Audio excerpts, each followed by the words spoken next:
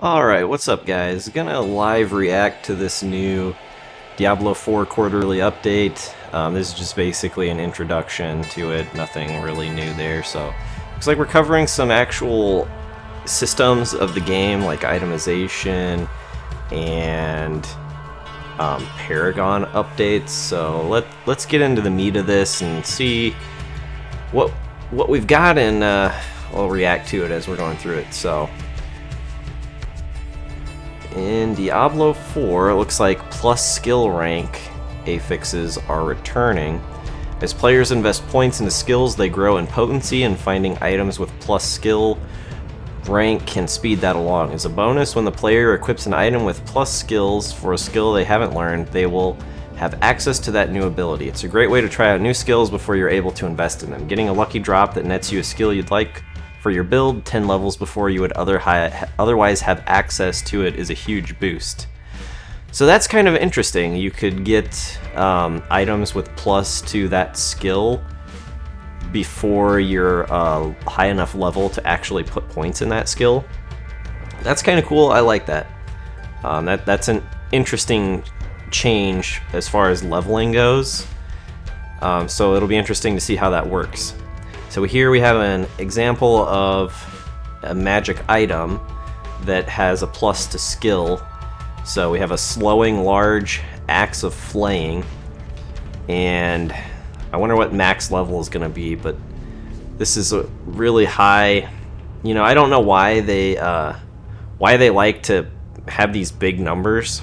You know, like we could do without the, you know, like just drop it down to like 235 to 352 damage. Hell, even 23 to 35 damage, and we go back to like Diablo 1 numbers. Like, we really don't need these extra 10 spots. They don't really do that much other than just complicate the math. Oh, shut up, Windows Security Defender. So let's see, legendary and unique items. They remain a core part of the Diablo item chase experience. We've made a foundational change to legendary items in Diablo 4 by allowing legendary powers to appear on multiple item slots. Now, if you're searching for a legendary power like martial arts, which enhances the barbarian's kick ability, okay, so barbarians have a kick ability, that's interesting. You may find it on rings, chest plates, or helmets. There's no need to hunt for a specific item type any longer. Now, the real question is what happens when you find a power on an axe when you really wanted it on a ring, or you found a great legendary amulet but can't use the power. Well, that is when we get to introduce our new friend, the occultist.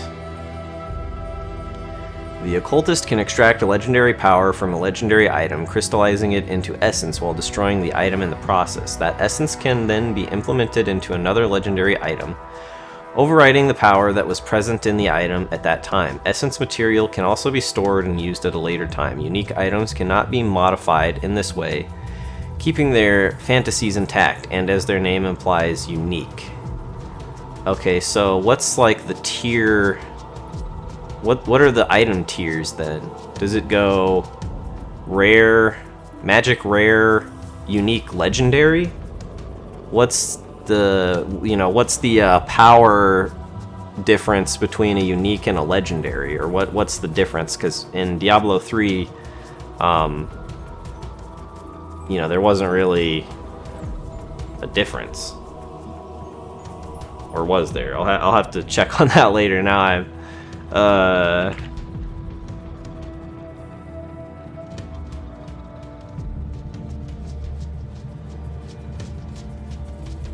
okay, that's what I thought. So in Diablo 3, unique items were replaced by legendaries. That's what I thought. They had me confused for a second there by the wording here. So now there are uniques and legendaries. Do we have an example of a unique item? No. Don't see any examples of unique items here, so would like some clarity on that, Blizzard. So we've got some examples here of, I mean, this, Oh, Nice. Look at this typo. Stringit. 16% stringit. Nice. Nice. They must have laid off a bunch of people from the QA department to like pay off all their lawsuits that they've got going on right now. That's pretty bad when this is your like quarterly update and I notice a typo from what I assume is an in-game item and not just a graphic. So like this passed probably multiple QA checks. Nice fuck up there. 16% stringit. I can't highlight it, and I think I have my mouse set to invisible on the screen capture here, but if you look at this pent-up axe, 16% stringit. The stats on here these are kind of boring. Like this is just boring. So a little extra damage, slightly more stun, more strength, more damage to slowed enemies. Fury skills deal 4% more damage for every second you haven't used a fury skill, up to 24%. Like that's pretty uninteresting and boring. So this is the pent up essence, so it takes that starred skill, the 4% more damage for fury skills for every second you haven't used a fury skill. It's got allowed item types here. So it looks like by putting it on certain items they gain more power, which I'm not exactly sure. Does power increase the damage or the stats? I'm not 100% sure there. So here we have... Okay, so you can apply it to rare items, it looks like. And by applying it to that item, it creates... So it takes the stats from the rare item, turns it into a legendary item, and just gives it the essence skill from it. So I don't see any boost to any of these things, so I'm assuming it didn't boost the power here. So let's continue. Hunting for items. Sanctuary is a vast world filled with forlorn trails through werewolf-infested forests, withered heaths, blah blah blah. Plenty of monsters for the hero to encounter. Each of these monsters seems to enjoy collecting certain types of items and will be somewhat more likely to drop those items than others, while bandits are fond of maces, crossbows, and boots. If you're hunting for a new pair of pants, you do well to kill some of the drowned instead. Okay, so target farming, I like that. That's nice in terms of like loot finding, so you can target farm. That's good. In past discussions, we've received feedback that it seems deflating for so much of a character's power to be delivered through the gear that they have equipped. Customizing and planning a character feels less rewarding if it doesn't play a big role in how the character performs in combat. We hear you loud and clear, and in Diablo 4 we've placed a stronger emphasis on character power that is earned by all the little decisions you make while leveling up and exploring the world of Sanctuary. While we aren't talking about everything we have planned for character power today, I'm happy to talk about one feature in particular, the Paragon board. Okay. So, I'm guessing this is kind of their version of like the skill, the passive tree in PoE.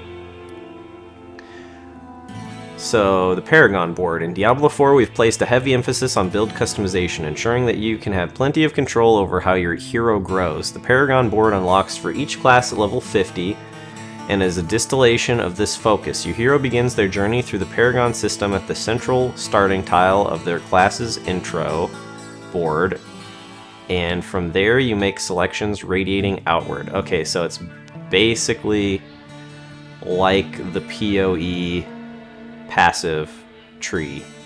Once your hero reaches a gate tile, you'll choose which new Paragon board you would like to attach to at that location. The desired outcome is a personalized set of bonuses that will empower your hero and honor your dedication to their progression. That will remain fun to tweak and adjust over many playthroughs. There is a lot to take in with the image below, so I'll walk you through some aspects of what we're looking at here.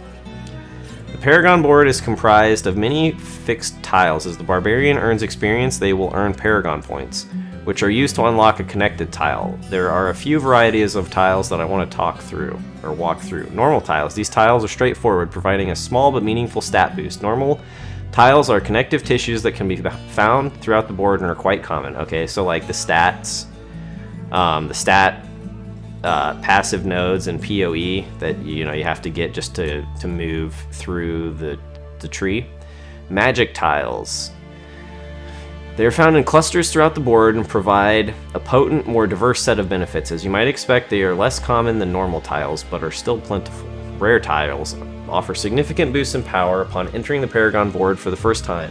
These represent great goals for players to chase, particularly once you've narrowed builds down towards highly specific goals. Rare tiles also have additional powers that unlock once the hero has raised an attribute to a sufficient level, requiring some choices to be made when plotting your path through the board. Okay, so it's almost exactly like the passive tree from PoE, which is, I'm not saying is a bad thing. I think that that's a good thing compared to what D3 had to offer.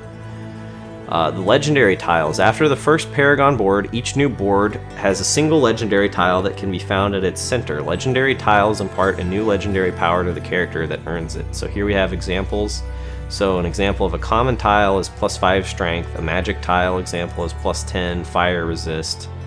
A rare tile is an example is grants 10 fury per kill, requires 175 strength, 125 willpower, and grants an 8% increased maximum fury. And an example of a legendary tile is while your fury is above 50%, you deal 30% more damage. All right, so that's legit. Like, I like that. These, I think, have a good place in a passive tree system like that. If this item stuff was in a passive tree like that, that would be more interesting to me than on gear. On gear, I think when you're talking about like legendary, and maybe unique items will offer build defining properties, but I think that would be more interesting on gear. So glyphs and sockets. A socket is a special tile that can contain a glyph. Glyphs are items found throughout Sanctuary that, when embedded into a Paragon board, confer various benefits based upon the number of active tiles within their radius. Glyphs can also be leveled up by delving into some particularly dangerous dungeons. Leveling up a glyph extends the radius of their effect, allowing each one to draw power from or impart power to even more tiles. So we have some examples. A magic glyph has a small radius size and grants a 30% bonus to all nodes within range. A rare glyph example, let's make this bigger, has a medium radius size, and for every 10 dexterity purchased within range, you deal 13.5% increased damage to vulnerable targets. Grants 40.5% bonus to all nodes within range. So that's a level 8 rare glyph. And a level 15 rare glyph has a large radius size. For every 10 willpower purchased within range, you deal 31.5% increased overpower damage. Grants 4 strength for each willpower purchased within range.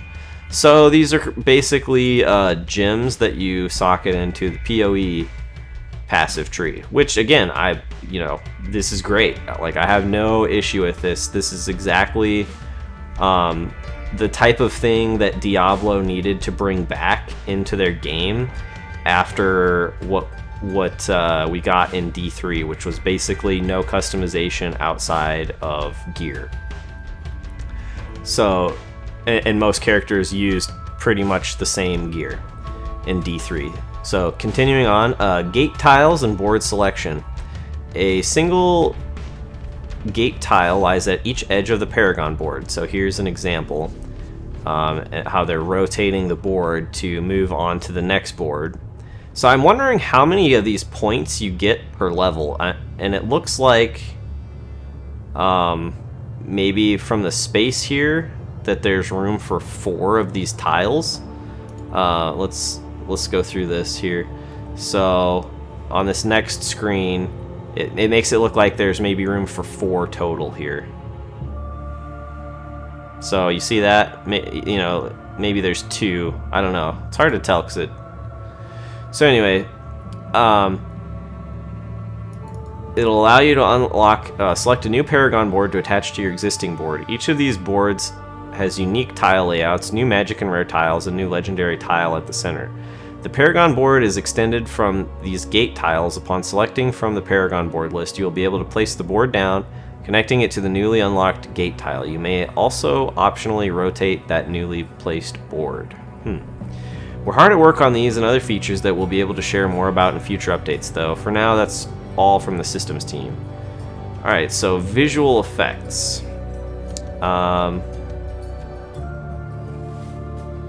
Alright. So this was one of my complaints I had in a video I made before about some D4 gameplay and some news. Was just some of the visual effects. So let's see what they say here. So, every effect plays a role in the final composition of our game. One of our core values at Blizzard Entertainment is gameplay first, and this drives a lot of the artistic decisions we make while developing visual effects for the game. Moment-to-moment gameplay is the focal point within the composition of Diablo 4. It should draw your attention. To achieve this, we must consider things like player skills, monster telegraphs, traps, damage areas, and character states. The visual effects for each of these components must be readable in all areas and lighting conditions so you can quickly understand what's happening and use that information to make informed decisions. In the chaos of combat, you'll need to be smart. Seeing a legendary item drop is exciting, but picking it up is not as important as reacting to a monster's attack that can one-shot hardcore characters. Yeah, that's true. So, hardcore confirmed in Diablo 4, guys. Our goal is to balance the primary, secondary, and tertiary reads to help you understand what is happening. To do this, we reserve visually loud FX for powerful skills like ultimate abilities, while weaker skills meld into the background. For each class has abilities that range from low to high in cost, cooldowns, and power. In tandem, classes have a range of visual intensity that increases with skill power. I really don't like cooldowns in long cooldowns in action RPGs, because what this leads to is sometimes you have to stop, you can't continue, and you just sit there and wait for your cooldowns to be up. And in an action RPG, keyword action, it's not, in my opinion, good game design. If I have any kind of incentive to pause and stop killing things for more than 5 seconds, that's bad game design in an ARPG. Moving on. Combat improvements. To enhance the feel of combat, we have made several improvements to the way damage is applied in our game. In previous iterations of Diablo, an area of effect or melee skill would be a single area of damage that is applied in a single frame. Thanks to our gameplay engineers, we can now animate target areas, what we call payloads, over multiple frames, which allow us to line up the animated target areas with the animated visual effects that play out. For example, Whirlwind in Diablo 3 is a cylinder shape surrounding your barbarian, which applies damage every couple of frames at a rate based on your attack speed. In Diablo 4, Whirlwind is an animated pie shape that animates with your character. AoEs expand outward with time, and melee swings match the motion of your weapon. Animated target areas improve accuracy to the way we apply damage in Diablo 4. It makes combat feel more impactful and monster ragdolls more visceral. Animated payloads also add a subtle timing aspect to a variety of skills. Additionally, we have revamped the way we apply hit effects to monsters so impacts flow with the direction of a spell or melee attack. We use data defined in the animation and animated target area to find the most accurate place to hit a monster, and where to apply a directional physics force to the ragdoll. In so few words, if you hit a goat man in the knee, the blood spray would come from his knee. Alright, that's pretty sweet. The physics force applied to the goat man's knee would send it flying as if you kicked the legs out from under him. So let's check out this example.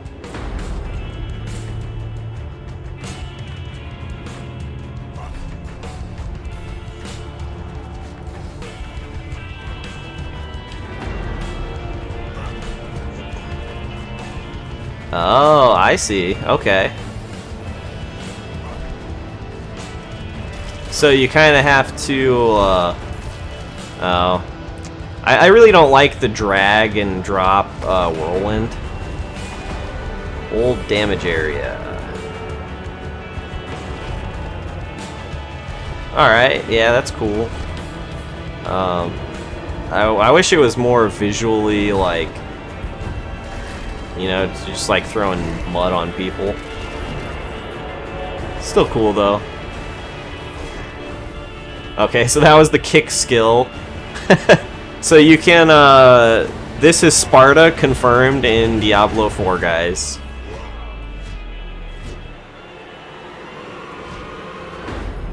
Okay. That is cool. That is cool.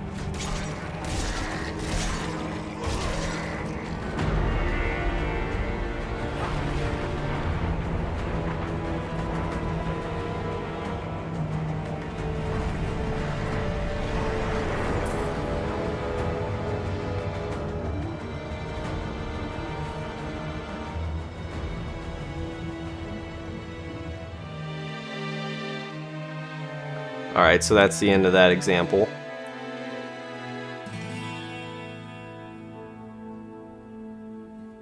So moving on, visual effects. Casting and receiving light. In Diablo 4, I mean, lighting, I'm not really gonna read through that. Let's just see an example here real quick.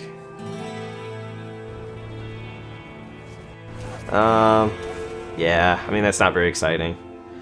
Dynamic player skills.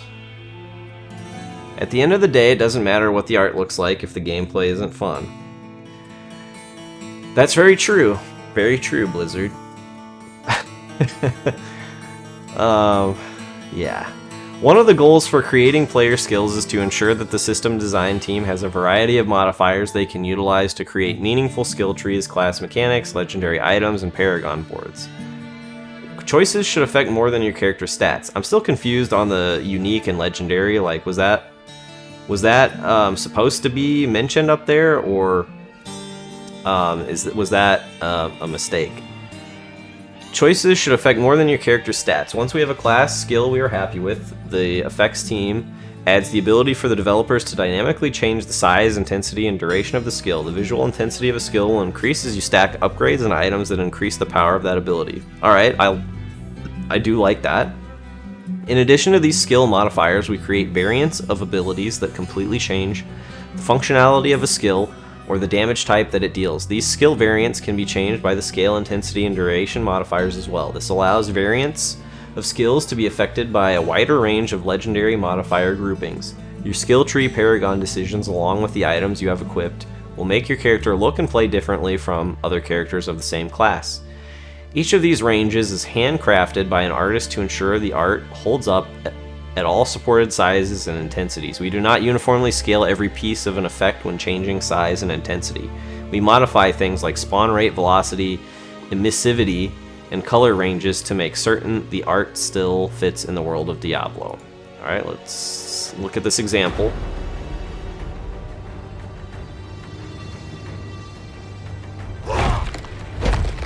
Alright, low intensity, small area, Hammer of the Ancients. High intensity, large area.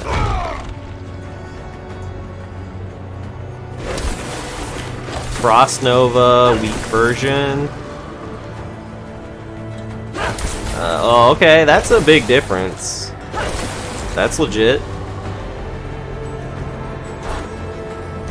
Wind Shear, I'm not sure what that is. Is that a druid ability? Okay. It looks a little different. Not as quite as impressive as the other ones. Cyclone Armor, alright. Yeah. For my Windy Druid players out there. Ice Armor, low intensity.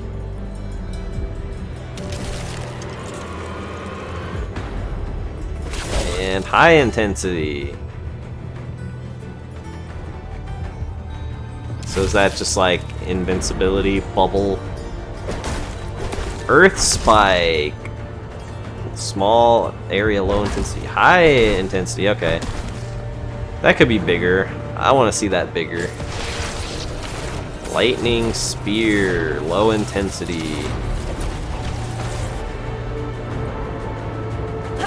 High intensity.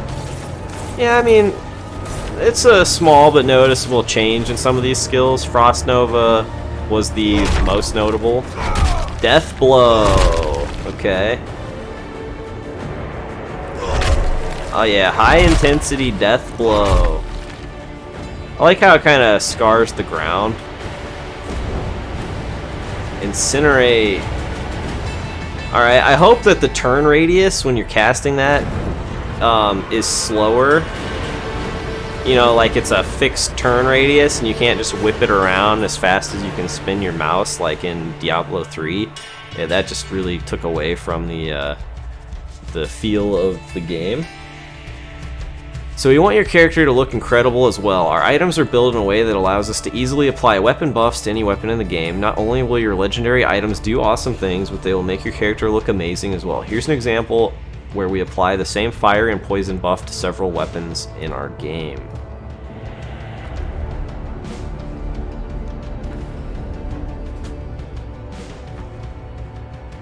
Alright, poison and fire. Alright, the barb looks pretty cool. Alright, that's cool. I like that. I'm getting some strong Diablo vibes here.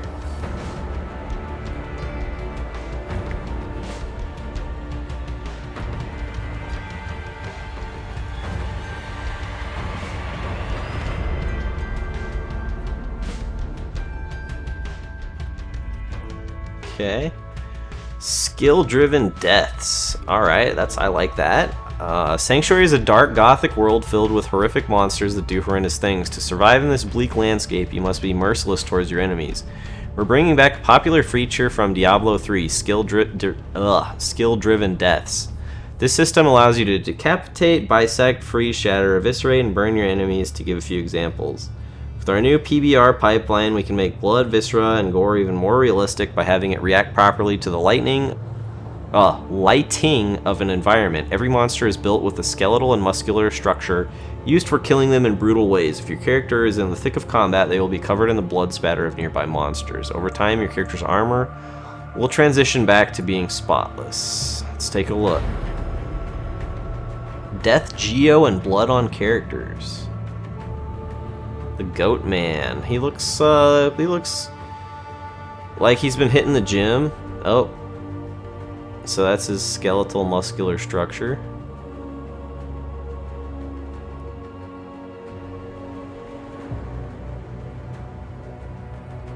Alright. Looks like we got a female druid here. I think.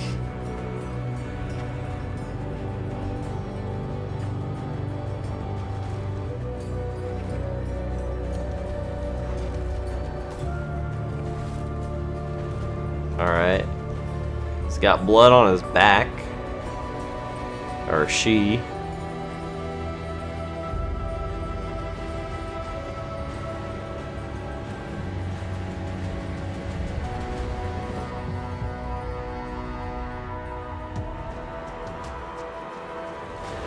Okay.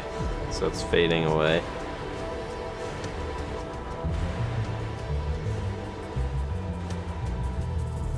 Okay.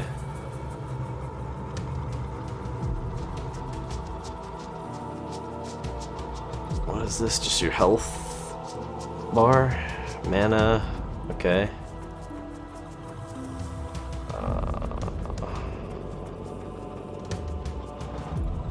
Alright, so they're just giving examples of death animations. So let's take a look here.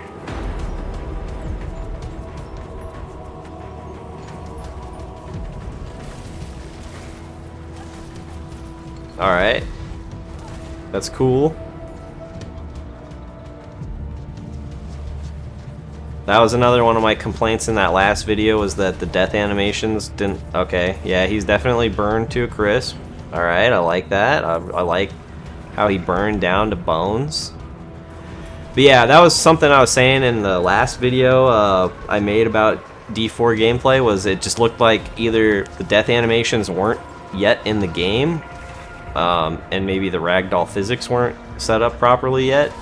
So I said, you know, it looks really bad right now, but it's probably not the final version, or at least I really hoped it wasn't. That was cool.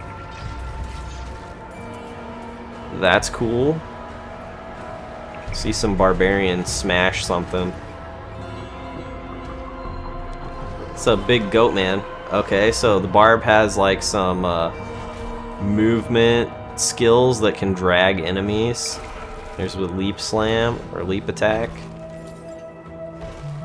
Alright, okay, so yeah, I like that. He's just turning him into red mist. Yeah, good.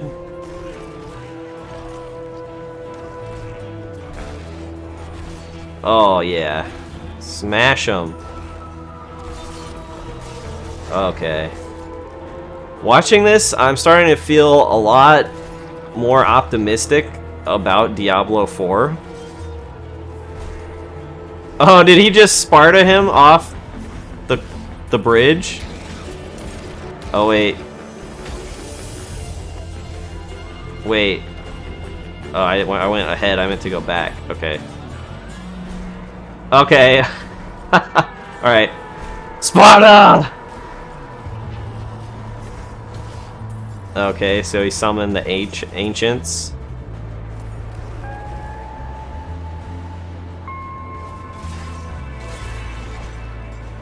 Looks like he's got a bleed, or a, you know, a dot. Got some rogue.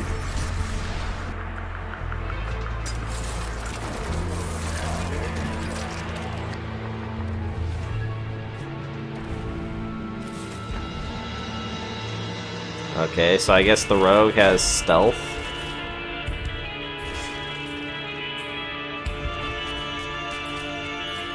Crows. Alright, they're just like picking their bones clean.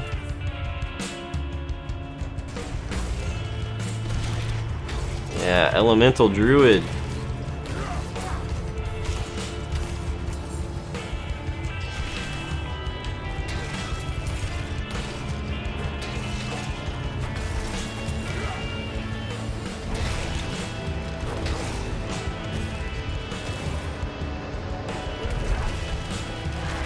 Okay, I like that skill. That armor there looked pretty cool.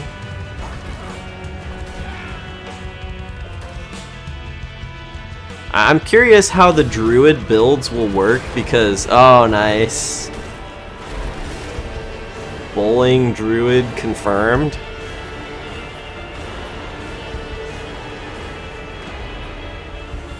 Alright, so that looks like that's it for this update, guys. The game's starting to look a lot better than it has. I'm feeling more optimistic with these announcements here, so hope you guys are too. And thanks for tuning in, thanks for listening, and remember to give them the D.